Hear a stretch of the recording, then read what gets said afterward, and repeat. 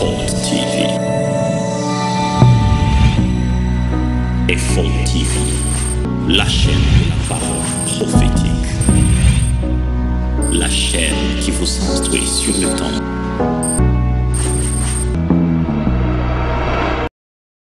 Bonjour chers internautes, nous voici chez vous dans le cadre d'Ephod TV et là nous recevons un homme de Dieu. Nous les connaissons déjà et nous allons lui laisser les micros pour qu'il puisse se présenter lui-même parce que nous les connaissons. Il s'agit de Docteur Parfait, Beaupeyi, pasteur de la communauté des assemblées Milice et Shalom, professeur de l'école Boanerges, mais aussi directeur de l'Ephod TV et de la vision Ephod en général. Ok, merci. Nous pensons que ce qui va nous intéresser aujourd'hui, c'est l'Ephod.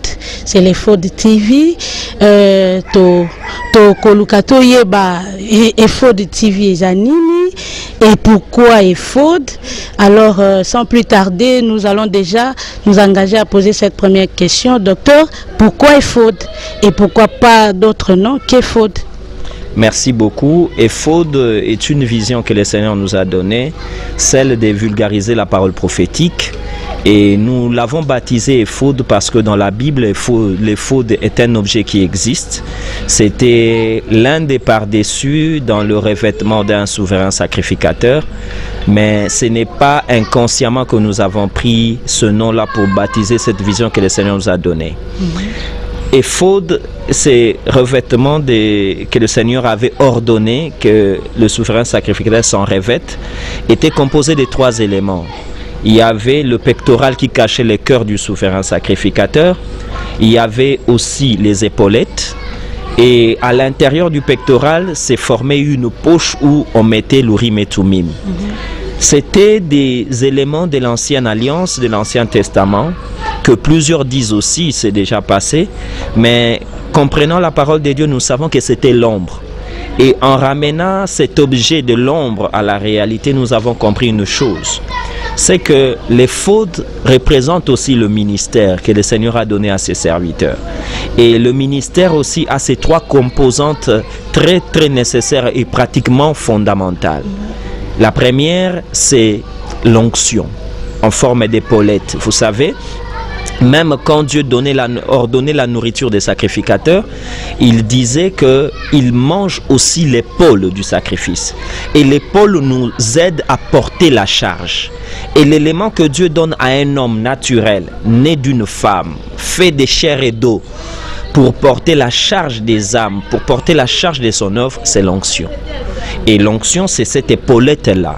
Mais il ne suffit pas seulement d'être oint pour faire l'œuvre de Dieu. Parce qu'avec l'onction, on peut tuer les gens. Pourquoi? Parce qu'on manque la vision, on manque le fardeau que représente le pectoral. Et dans l'œuvre de Dieu ou dans le ministère, à part l'onction, il y a la vision. La vision qui est comme la politique de travail de cette onction, le but de l'onction. Souvent les gens pensent, les hommes de Dieu, je suis oint pour bénir les gens, je suis oint pour prier pour que les femmes stériles puissent vous concevoir. C'est bien ces choses, mais ce n'est pas ça le travail de Dieu. Le travail de Dieu est au-delà de ces bénédictions. On peut avoir la bénédiction dès lors qu'on n'a pas atteint l'objectif ou le but, on est à côté. Là, je pense à Esther qui était devenue reine. On pouvait dire Dieu l'avait élevée et bénie, mais à un certain moment, elle est tombée dans la somnolence pour croire que c'était la finalité. Or, non, l'onction est un moyen pour atteindre un but. Et le but, c'est la vision. Dans le cas d'Esther, c'était sauver le peuple. Et le ministère aussi a ce travail que nous appelons dans l'Ephod le pectoral.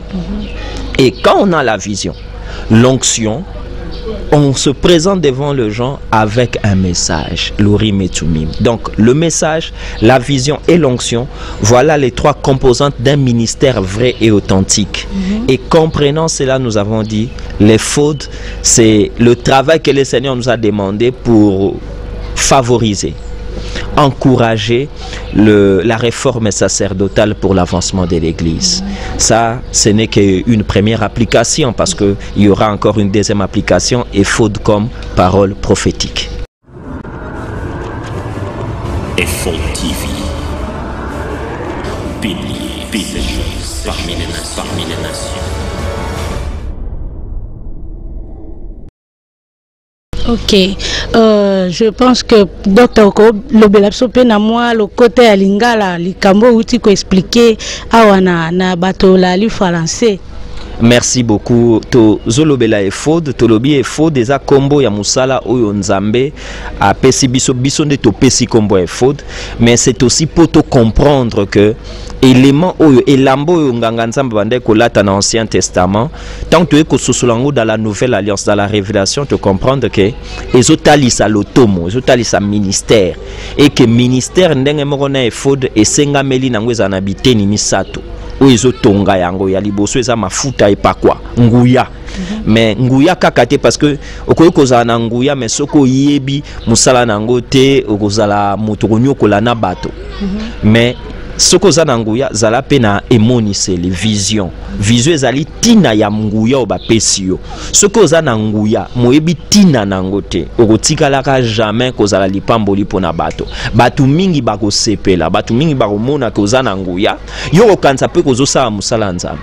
Batu bazokweya, batu baye na église, batu basepela kanu ba peso mbongo. Menzoko yebi teke ezali moyen nzamba pesio pour atteindre but, et but yango ezanini, c'est cette vision que Dieu a placée, et la vision c'est le cœur, la conversion comme mabato na koyeba nzambe.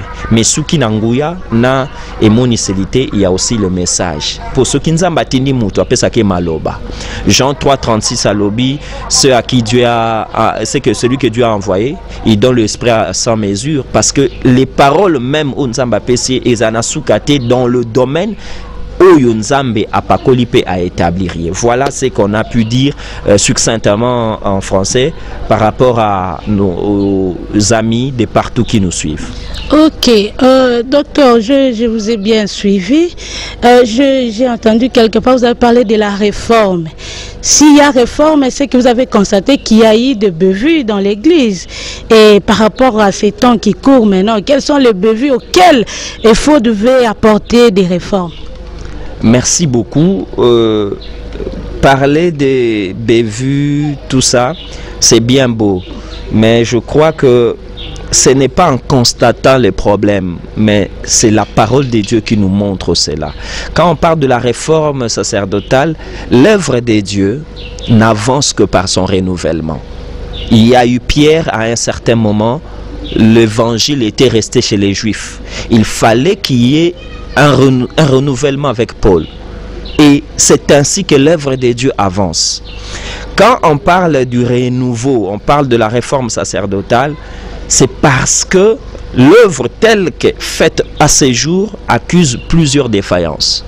Et nul n'est besoin de rappeler, quand on va aujourd'hui dans les églises, on constate de moins en moins les conversions, on constate de moins en moins le royaume être prêché, mais c'est plutôt le social, l'homme qui est prêché à la lumière des Écritures. L'humanisme bat son plein dans l'église, alors que l'église c'est la femme du Christ. Et elle ne devait être nourrie que par le christianisme. Et nous ne venons pas avec l'intention de réformer le sacerdoce, non. Mais nous venons dire simplement ce que le Seigneur nous dit, parce qu'on a compris que ce travail-là lui-même doit le faire, c'est lui de réformer le sacerdoce. Et il ne le fait pas seulement en corrigeant, il le fait aussi en suscitant une autre génération. Ecclésiaste nous dit, une génération s'en va, une autre vient, et la terre subsiste. Français courant dit, et la terre se dresse. C'est-à-dire, la terre, l'image de l'église, de la femme, ne se dresse que par le shift, comme le travailleur dit, par le shift des ouvriers. Il faut qu'il y ait toujours le changement des ouvriers, parce qu'à chaque œuvre, il y a un type d'ouvrage et d'ouvriers et d'instruments. Personne ne peut travailler 2 jours. Même Adam n'a pas vécu 2 jours. Il n'a vécu qu'un seul jour. Il est mort 930 et quelques années après. Et la Bible renchérit pour dire, même Noé était juste en son temps, c'est-à-dire en son jour. Donc l'œuvre de Dieu nous faisons par rapport à la lumière d'aujourd'hui.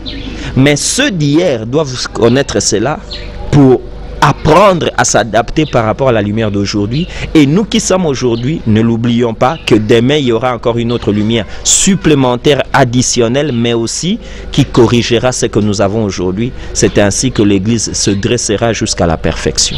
Ok. À vous entendre parler, docteur, je pense que ce message passera difficilement chez certains hommes de Dieu. Qu'est-ce que vous avez déjà prévu? Parce qu'il y aura des obstacles que vous allez rencontrer devant vous. Et qu'est-ce que vous avez prévu à cela? Ou soit vous trouvez qu'il n'y aura pas d'obstacle, vous allez avancer normalement? S'il n'y a pas d'obstacle, c'est qu'on n'a pas fait l'œuvre. Quand on parle d'œuvre naturellement, ça veut dire on fournit un effort par rapport à certaines contraintes pour imposer ce que l'on veut. Vous savez, moi je suis né d'une femme. Je crois tous nos internautes sont nés d'une femme. Et pour que nous naissions, les mamans, quand elles arrivent à terme, vont dans une salle qu'on appelle salle de travail. Il y a une contrainte. La contrainte, c'est quoi? Ce sont les douleurs. Ce sont les difficultés, peut-être le centimètre. Mais on encourage toujours la maman. Pourquoi? Parce que ce qui sera produit est plus grand, plus grandiose que les douleurs. Moi, je crois que le Seigneur Jésus est passé par là. Tous les hommes de Dieu passent par là. Toute personne qui travaille pour Dieu, par rapport à un temps, rencontre une opposition. Et l'opposition n'est pas pour les décourager, pour lui dire réellement ce travail-là est attendu et doit être fait, parce que si sur un boulevard, c'est qu'il y avait déjà un autre travail plus grand que moi était fait. Alors que nous croyons que chacun vient apporter le peu que le Seigneur lui a donné, appelé portion ou mesure de grâce. Bongo kasi na kati na peuple, parce que peuple lelo baza posa baye ba nani nda bomba misima pasi na ye na yo ye komema biso na mwa dimension moko ya likolo makasi okanisi ke kozala na etuluku abatu bakolanda yo. Non, je ne crois pas que Moussala Nzambeza koluke tuluku, et tuluku abato. Nous avons l'habitude de dire Bembepe Yaramunene. Ça veut dire que ce que l'on est poli et bandu au vimba avant et explosé. Ça veut dire ce n'est pas la taille qui détermine l'œuvre que l'on fait. Vous savez, il y a certains métiers plus méticuleux, plus importants d'ailleurs que d'autres, mais qui sont faits en 4 murs. Je peux donner un exemple simple. Un chirurgien cérébral, c'est lui qui opère les nerfs, ainsi de suite, un neurologue. Mais il touche des parties presque minimales de nos corps. Mais Moussala na esoko sakani nango muto achaka platra okokote le matin. Je crois sincèrement que Moussala na Moussala les ana auditoire dango, et le peuple de Dieu oyo bazana semence ensemble bako reconnaître mongongo ensemble pe bako landa, comme la Bible le dit. Heureux le peuple qui connaît le son de la trompette, il marche à ta clarté. Et là on peut dire que vous formez des rebelles spirituels. Par rapport au diable, oui, des rebelles. Par rapport à l'ordre humain, oui, des rebelles. Et par rapport à Dieu, des soumis, des enfants, de chrétiens nés de nouveau. Mais d'ailleurs, ce n'est pas à nous de les former, nous ne donnons que la matière, mais c'est lui-même Dieu qui est en train de former cela. Docteur, j'ai suivi que vous avez un deuxième message sur Ephod, c'est celui de la parole prophétique. En fait, c'est quoi la parole prophétique? On entend souvent parler parole prophétique, mais en fait, c'est quoi la parole prophétique? Ephod TV, Bible parmi les nations. Merci beaucoup. La parole prophétique, c'est une parole, c'est vrai, mais adaptée à un temps, éclairant un temps. Quand on parle de la parole prophétique, et notre chaîne Ephod TV en fait presque son cheval de bataille. Ephod TV, la chaîne de la parole prophétique. La parole qui nous éclaire par rapport à un temps. Nous considérons que le temps est une donnée exclusivement divine.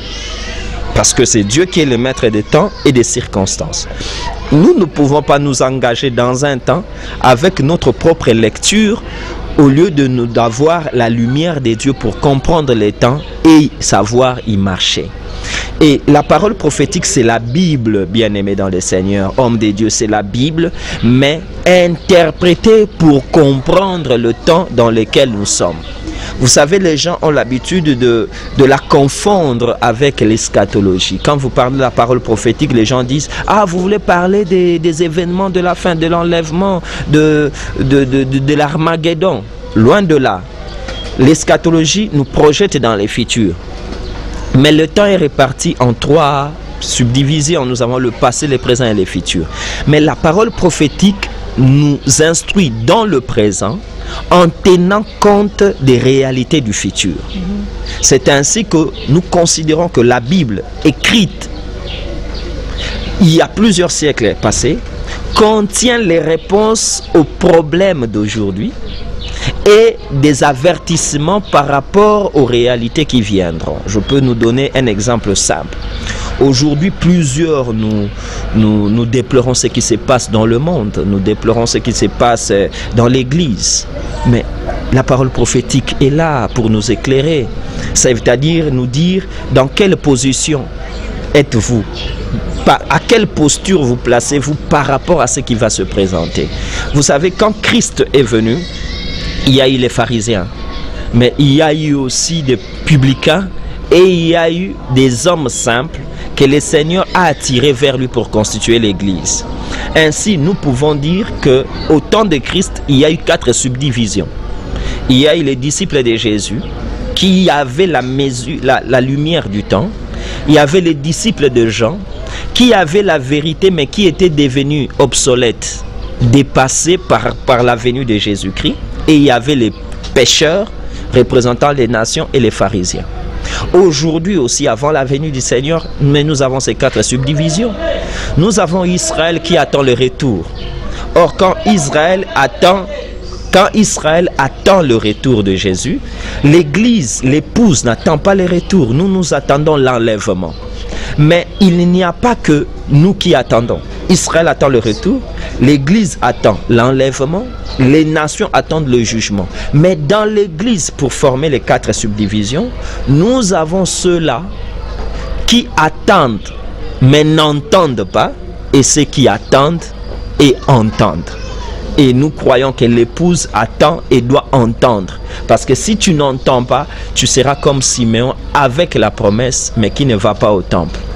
La promesse n'amène jamais le Messie dans ta maison. La promesse te dispose à entendre l'appel au temple, là où les seigneurs te rencontreront. Église, c'est le message que nous pouvons aussi vous adresser. Nous sommes Église, nous sommes préparés pour l'enlèvement, mais ceux qui entendront constitueront l'épouse qui sera enlevée. Voilà la portée de la parole prophétique. La Bible dit, nous tenons pour d'autant plus certaines cela jusqu'à ce que le Messie vienne. Voilà ce que nous pouvons dire. Quand on parle de l'éphod, on parle aussi de la parole prophétique. Ephod TV, pilier parmi les nations. Merci, docteur Parfait, pour cet éclaircissement. Est-ce que la parole prophétique a un soubassement biblique? Merci beaucoup. Très bonne question. Comme je l'ai dit, je le répète encore, la parole prophétique, c'est la Bible. Et ce n'est que la lumière sur la Bible qui nous amène à aborder la dimension parole prophétique. Je peux nous donner un exemple simple. Jésus commence son ministère et il est invité dans une fête de noces. Dans cette fête, on attend l'époux, l'époux n'arrive toujours pas. On attend l'époux, l'époux n'arrive pas. Et pendant l'attente de l'époux, quelque chose se passe. C'est que le vin finit. Et quand le vin finit, on se rend compte que ça ne va pas dans cette fête-là. Qu'est-ce qui ne va pas?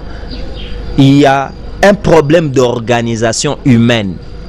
Marie, connaissant la pensée de Dieu, dira, il faut donner l'autorité de la fête à Jésus-Christ. Mais ce tableau-là, mais c'est l'Église d'aujourd'hui. Nous sentons, nous voyons les limites de la parole qu'on a entendue hier, la prospérité qu'on nous a prêchée hier. accuse des limites. On nous a parlé que nous serons grands. Ça accuse des limites. Il y a un évangile qui a été prêché hier qui aujourd'hui accuse des limites. Pourquoi? Parce que l'époux n'est toujours pas venu et les gens se sont lassés. Vous savez, aujourd'hui, plusieurs sectes, plusieurs loges viennent puiser dans l'église aujourd'hui leurs adeptes. C'est malheureux. Aujourd'hui, nous sommes en train de battre de l'aile sur le terrain de l'évangélisation et de la mission. L'islam prend de l'ampleur. Je suis congolais. Nous voyons plusieurs mouvements traditionnels prendre de l'ampleur. Pourquoi? Simplement parce que le premier vin, qui est le premier enseignement, accuse des déficits. Mais pourquoi? Parce que l'organisation n'est pas donnée à Christ, mais elle est donnée à l'homme. L'église aujourd'hui est dirigée par l'homme. On a plus besoin de l'enseignement sur le leadership que de l'évangile pour amener les gens à la repentance. On a plus besoin de savoir comment gérer, même si ceux qu'on gère sont morts. N'oubliez pas que même un cimetière est une entreprise. N'oubliez pas que même un cimetière est une entreprise. FO TV. Piliers parmi les nations.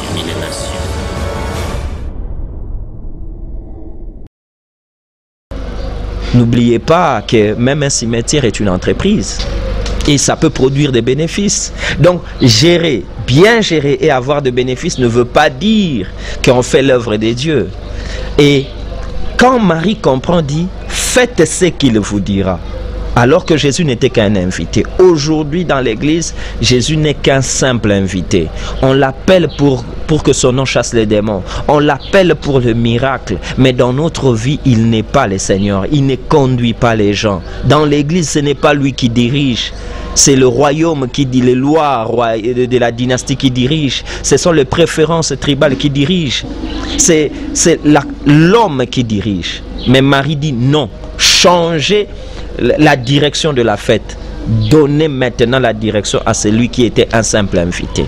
Ça, c'est la parole prophétique qui me le dit.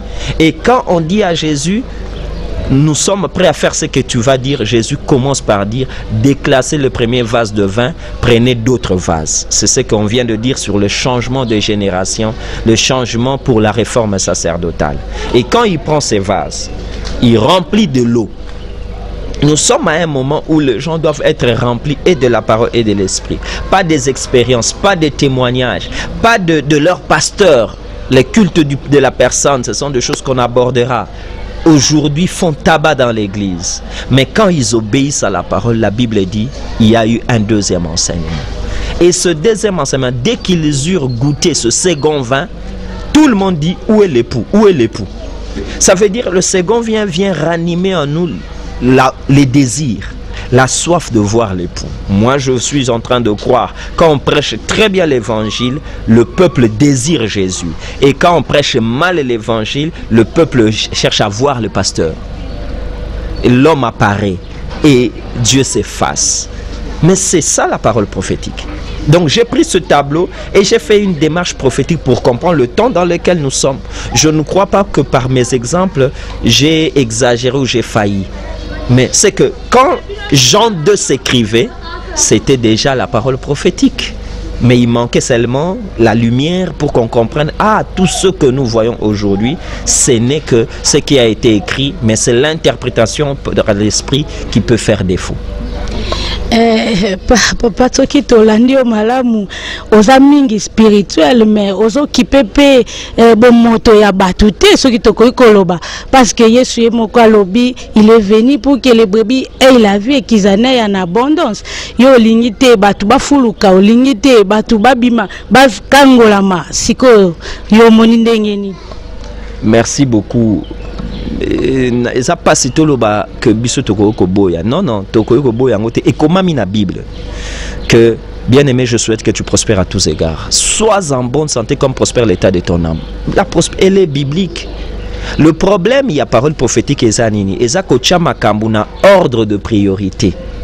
Nani sengelami apfuluka, abonga, abala, oaye na Yesu. C'est que soko yeno na Yesu ti. Moto apesio libala a endormir yo pour kende li felo. Bakoko na biso babala sans Jésus. bakoko na biso pe basala 18 ans stérilité après baboti sans Jésus. Mais la miséricorde de Dieu est pour tout le monde. Et comme il la Bible qu'il fait lever le soleil pour les justes et les injustes, il fait pleuvoir pour les méchants et les bons. Mais Nzambe aya kotonga lingomba kapona bola mo sa pesa ki déjà. Est-ce que Yesu Masia, sinon tu te recocancer na ba prophète parce que eloroni ya sali abongoli mapa. Mais Elisa salakiango, à ce que si Lazare, Élisée, Elia salakiango. Totuna Yesu ya mutuyo mema kinini aroloba na biso voici l'agneau de Dieu qui ôte le péché du monde. Je suis venu apporter une année de grâce. Et sokingole koti na motema na yo nyonso ekolanda. Oui, parce que nous sommes encore dans ce corps, on doit manger, même support na biso e faut TV otoye pa bato. Et sengi biso ba moyen. Mais ezapoto memanini d'abord l'essentiel et o etikali ekoya après. Docteur, vous pensez que le message de la parole prophétique a été donné à une catégorie de serviteurs de Dieu ou c'est à tout le monde? Le message de la parole prophétique, c'est une grâce que le Seigneur peut faire à qui il veut. Mais simplement, les gens doivent arriver à comprendre aussi comment Dieu fonctionne. Dieu donne à l'un pour les autres. Ce que moi j'ai, je n'en suis que gérant pour les autres. Et ce que les autres ont, c'est moi qui en suis bénéficiaire. Parce que le corps n'est qu'un. Et malheureusement, le diable il en profite de cette méconnaissance pour faire quoi? Pour pousser les gens à dire qu'ils restent avec sa dimension. Nous aussi, on a notre dimension. Ainsi, les corps restent... Vous savez, quand on parle déjà de corps, on parle de plusieurs parties réunies. Et aujourd'hui, l'église, ce n'est plus un corps. Parce que mon quoi fan di kunana ba délivrance, alingi repentance te. O azana repentance, alingi la foi te. O azana foi, alingi dimension eschatologique te. Ainsi, bite ni wana nyonso et baby. Dans un de nos ouvrages, on a écrit ceci. La conquête du pays est une affaire nationale. Mais la jouissance, elle est tribale. C'est-à-dire quoi? Il faut conquérir le full gospel, le plein évangile dans notre vie. Mais quand ce plein évangile vient dans notre vie, Dieu nous fait jouir à chacun selon sa dimension. Il a fait de Paul ceci, ce qu'il n'a pas fait de Pierre. Mais on ne peut pas dire à Pierre koyo karamate à dimension wana te poyo za la Pierre. Non. Toyoka nyonso nde efungola biso ndenge Nzambe alingi pe aponeli moko na moko. Bongo na bandeko oyo batikali nanu na katikati na koluka kopesa délivrance ya nzoto bazana esika te na kati na message pour ya parole prophétique. Bazana esika. FO TV, pilier parmi les nations. Zana esika nzoto eza parvi bayeba ke tango mutu aye na ndako na Nzambe akutani na parvi aye nanu na hotel abiki meso asuki wana na parvi mvula soki beti kopola na parvi moi soki bimi kozikisa yo aluka kota na sanctuaire. Ça veut dire c'est un bon message mais il faut évoluer. N'oubliez pas, Jésus a dit un mot, une phrase très responsable par rapport à moi. Jésus a dit, vous aurez toujours de pauvres avec vous. C'est qu'il n'y a aucun homme de Dieu qui peut prétendre, boya, ba problème na binonion ce aussi là. Ça, c'est le maraboutage, c'est la magie. Ce n'est que le diable qui peut promettre cela, parce qu'il sait qu'il est déjà menteur, il ne le fera pas. Mais Jésus ne l'a pas fait et ne le fera pas. Et ses serviteurs ne doivent pas le faire. Nous nous présentons Jésus et Jésus t'amènera là où il veut. Donc ce qui tolobi tolanda yo mingi makasi c'est que bana na Nzambe mingi tokotika la kaka en état pauvreté bongo poto espérer ko kende likolo. Équilibre eza eloko ezozanga bato ebele. Équilibre ezali nini? C'est que nzoto elia molimo pelia. Tozali koyebisa bato simplement que Satan batami na extrémisme. Tozana nde lolenga batu mibale tozana batu uyu tangu bazote aka molimo ale batu bakomi babola bakoko remplir ba devoir na bangote et deux fois ils ont sala que baza ko bebisa même mission Nzamba pesi bango na ba misusu bazui ya mokili oyo me babungisi milema na bango parce que bakanisi que nyonso suki na mokili. Nous croyons à l'équilibre. La Bible, c'est un message équilibré. Les hommes de Dieu vrais comme Paul, c'était des gens équilibrés. Paul a dit deux déclarations importantes mais qui reflètent l'équilibre. Il dit aux Thessaloniciens que celui qui ne mange pas, qui ne se travaille pas, ne mange pas. C'est que nous autres travailler. Makena ba Kolossabi, affectionnez-vous aux choses d'en haut. C'est que je crois sincèrement que babola o ba okendelo la bazali. Mais kotikala na mobola ezape kozanga kososola maloba na Nzambe. Kasi ye nani akoki kobima na bobola, ce n'est que d'abord aya na Yesu, après à travailler à luka azala fidèle na ba loi ya grâce nzamba za nzambe angolu akufulukisa biso alokotaka tombolaka. C'est ce que la Bible enseigne. Mais toyeba na sima kotombwama molema na yo ekokende wapi. Docteur Parfait, en regardant aujourd'hui, il y a beaucoup de réalités sur notre monde et l'évolution de la religion et de l'Église. Est-ce qu'il y a une réalité sur laquelle on peut baser vraiment la parole prophétique aujourd'hui? La parole prophétique balaye tout. Je viens de donner l'exemple de la réalité du vin, du changement d'enseignement. Je peux donner encore la réalité aujourd'hui qui fait tomber l'église. Quand vous prenez le psaume 74, psaume 74, la Bible dit, il a établi pour signe ces signes. Il a dévasté les sanctuaires. Mais ce message est prophétique. Pourquoi j'ai dit à deux dimensions? La première dimension, c'est lui qui écrit ce texte-là, Asaph, avec les Gédoutoum. C'était les contemporains de David. Il n'avait pas vu le temple. Comment il peut dire il a dévasté notre sanctuaire? C'est qu'il prophétisait déjà. Et lorsqu'il prophétisait, à la première dimension, il prophétisait la destruction du temple sous Nebuchadnezzar avec Sanchérib. Mais le temple n'est pas seulement le muraille de Salomon. Le temple, c'est aussi l'église. Il prophétisait que le diable entrerait dans l'église et détruirait beaucoup de choses. Et la plus grande œuvre du diable, c'est renverser les valeurs. Qui est homme de Dieu aujourd'hui? C'est celui qui a un carnet d'adresse, c'est celui qui voyage, c'est celui qui a, comme nous avons l'habitude de dire, une grande église. Mais ça, c'est l'ordre renversé.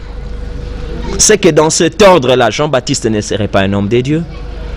Élisée n'en serait pas, Élie non plus.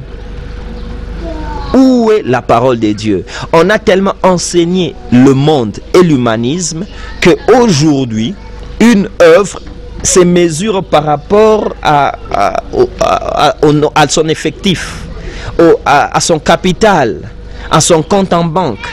Vous savez, aujourd'hui, à la fin de l'année, quand nous faisons les inventaires, nous disons ce que nous avons acheté, ce que nous avons vendu, le profit. Mais nous ne parlons pas des âmes gagnées, nous ne parlons pas des âmes baptisées, nous ne parlons pas des personnes qui se sont consacrées. Mais c'est ça l'ordre renversé. Donc la parole prophétique touche et éclaire tout dans notre vie. C'est la Bible concerne tout. Me poser cette question, c'est comme si me dire, y a-t-il une réalité que la Bible ignore? La réponse, non. La Bible parle de tout et de tout. Ok, ce qui n'a l'endu bien, motuna moko ezo yelanga mutu, na optique il y a parole prophétique. Qui représente l'homme de Dieu? L'homme de Dieu est un serviteur. Et comme c'est quand on parle de serviteur, la première idée qui vient, qui est son maître? Un serviteur se préoccupe de faire la volonté de son maître. Un serviteur ne grève pas, ne va pas en grève. Ce n'est pas un mercenaire. La Bible dit qu'un serviteur est celui qui, même quand il est affamé, son maître vient dire fais-moi manger. Il fait d'abord à manger, il ne demande pas. C'est ça le serviteur. Et quand nous serons serviteurs, je crois, au retour, celui que nous avons présenté comme maître et seigneur fera ce qu'il a fait avec Salomon. Vous savez, la reine de Séba est venue voir Salomon et il a été impressionné du luxe de ses serviteurs. c'est pas le serviteur qui payait, mais c'est Salomon qui payait.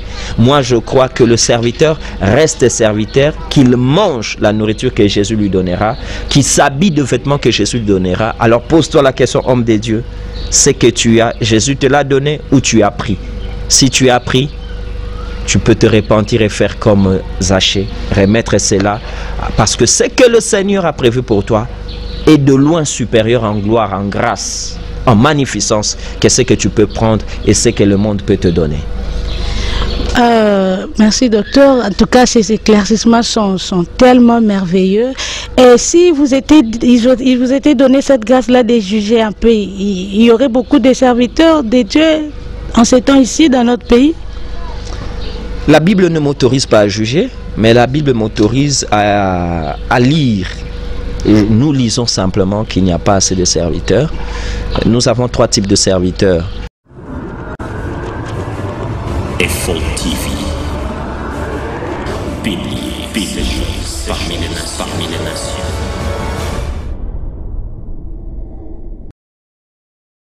Nous avons 3 types de serviteurs. Nous avons de faux serviteurs, il faut le dire. Alors, les serviteurs du diable, ils sont là en grand nombre, bien sûr. Mais nous avons de vrais serviteurs, mais travaillant faux par ignorance. Et nous avons de vrais serviteurs travaillant vrai. Et quand vous placez ces 3 dimensions, vous trouverez que en proportion, les vrais serviteurs travaillant vrai sont très petits en nombre. Mais les serviteurs, les faux serviteurs, sont en grand nombre, et les vrais travaillants faux par ignorance sont aussi en grand nombre. Tel est le souci des faux TV. Ce n'est pas de changer les faux, mais de réveiller les vrais travaillants faux par ignorance. Et ensemble, nous allons faire de grandes choses pour la gloire de Jésus. Merci docteur Parfait pour tous ces éclaircissements. Je ne sais pas si vous aviez une question à laquelle vous avez voulu répondre et que nous n'avons pas posée. Oh, je ne crois pas, mais s'il y a un mot à adresser, FO TV et ce carrefour, comme on l'a dit, des esprits avertis, des 7000 réserves de Dieu. Nous croyons que l'Église telle qu'elle aujourd'hui ne reflète pas ce que Jésus a voulu. Il ne descendra pas pour arranger l'Église, mais c'est à nous serviteurs, c'est lui qui nous demandera de le faire au moyen du fardeau qu'il place dans nos cœurs. Et nous voulons réveiller les gens à faire une lecture au-delà d'une lecture terrestre, au-delà d'une lecture ordinaire, à faire une lecture plus spirituelle et prophétique, parce que ça nous aidera. Nous approchons vers l'enlèvement, mais l'enlèvement ne se fera jamais sans notre collaboration. Et notre collaboration, c'est le vrai. Vous savez, le roi attendait Esther, mais ne l'appelait pas. Le roi était là, attendait Esther. Ça veut dire, le roi désirait, c'était sa femme, c'était la joie de son cœur, mais ne l'appelait pas. C'était à Esther de prendre conscience, je dois me lever, me revêtir de mes habits royaux et aller vers le roi. L'Église doit se réveiller. Quand on se réveille, on comprend qu'on avait abandonné les habits. On avait abandonné habits comme œuvres, les œuvres de l'Église réellement, la mission, l'évangélisation, la voix prophétique des nations, parce que l'Église c'est la voix prophétique des nations. Notre engagement prophétique par rapport au changement de la cité. Et quand elle se réveille de ses habits, elle va voir le roi élève son sceptre. Mais n'oubliez pas, avant cela, elle a fait 3 jours de jeûne d'humiliation. L'Église doit se repentir. Les gens disent, mais comment nous devons nous repentir? La Bible est claire pour nous enseigner que nous avons 2 dimensions de repentance. Je m'appuie sur les fêtes de l'Éternel. La fête de tabernacle, c'est le summum de toutes les fêtes. Et commence par la fête des trompettes.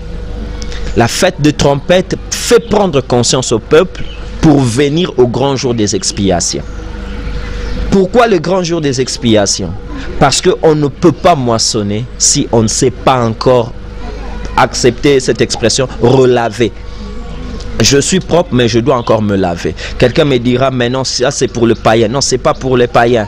Les païens ont été purifiés à la Pâque par le sang.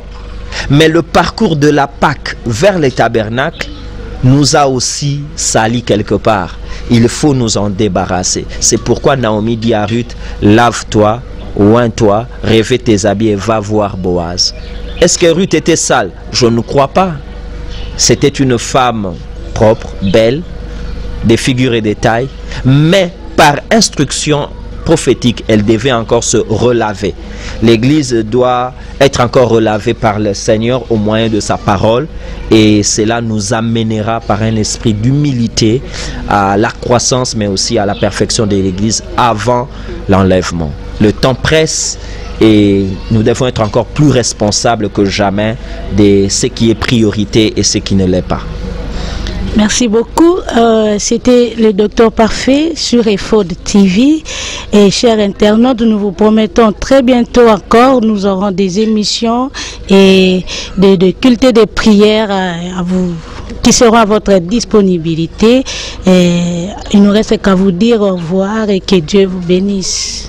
Que Dieu vous bénisse, que Dieu bénisse tous nos amis de partout où vous nous suivez, vous les abonnés. Nous vous demandons une seule chose, aimez, commentez et partagez cette émission. Cette chaîne, c'est pour vous, c'est pour nous, Église du Seigneur. Que Dieu bénisse tous ceux qui sont à l'ombre pour nous aider à faire ce travail. Nous voyons la maison Isop, qui est une maison de production qui nous aide à arranger, à filmer, monter ces images pour vous. Nous bénissons toute la communauté de la milice Shalom. Nous bénissons nos bien-aimés qui partagent et soutiennent cette émission. Nous voyons l'assemblée de Metz à France dirigée par le pasteur Gilbert Mukundaï. Que Dieu bénisse la sœur Véronique Ndedi à Paris. Que Dieu bénisse notre bien-aimé qui est à Utah et à Dallas, notre bien-aimé Piero Kalala. Que Dieu bénisse vous tous qui aimez, commentez et partagez cette vidéo. Bye bye, à la prochaine pour la suite et d'autres émissions. EFOD TV. EFOD TV, la chaîne de la parole prophétique. La chaîne qui vous instruit sur le temps.